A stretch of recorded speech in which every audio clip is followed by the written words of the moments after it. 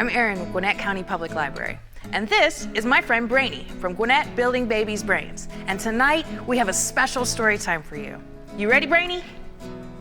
Hey everybody, it's Magician Ken Scott. How are you? I've got a great book I'm going to read to you. It's called Giraffes Can't Dance by Giles Andre, illustrated by Guy Parker Reese. It's a fun book. It's one of my favorites. Here we go. Gerald was a tall giraffe whose neck was long and slim, but his knees were awfully crooked and his legs were rather thin. He was very good at standing still and munching shoots off trees, but when he tried to run around, he buckled at the knees. Now every year in Africa, they hold the jungle dance, where every single animal turns up to skip and prance. See, they're at the jungle dance.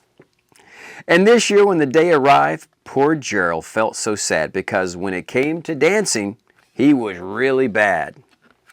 The warthog started waltzing, the rhinos rock and rolled, the lions danced a tango that was elegant and bold.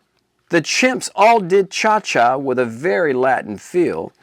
The 8 baboons then teamed up with a splendid Scottish reel.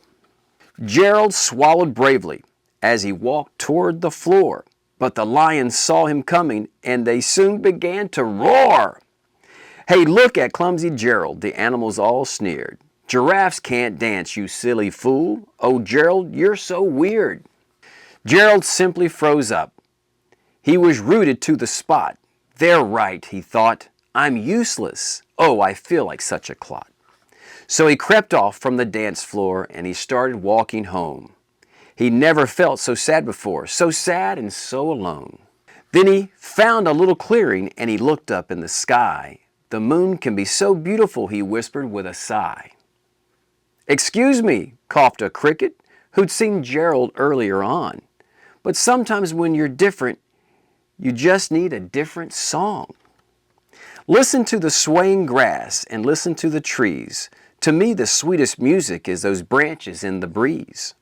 So imagine that the lovely moon is playing just for you.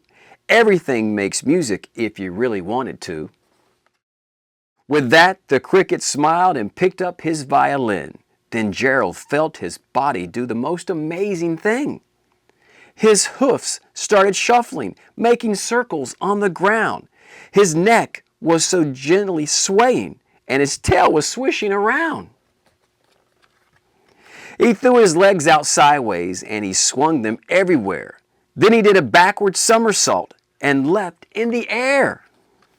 Gerald felt so wonderful, his mouth was wide open. I'm dancing, yes, I'm dancing, Gerald cried. Then one by one, each animal who'd been there at the dance arrived while Gerald boogied on and watched him, quite entranced. They shouted, it's a miracle.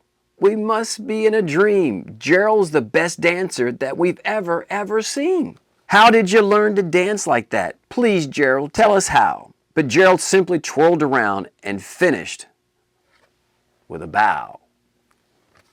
Then he raised his head and looked up at the moon and stars above. We all can dance, he said, when we find music that we love.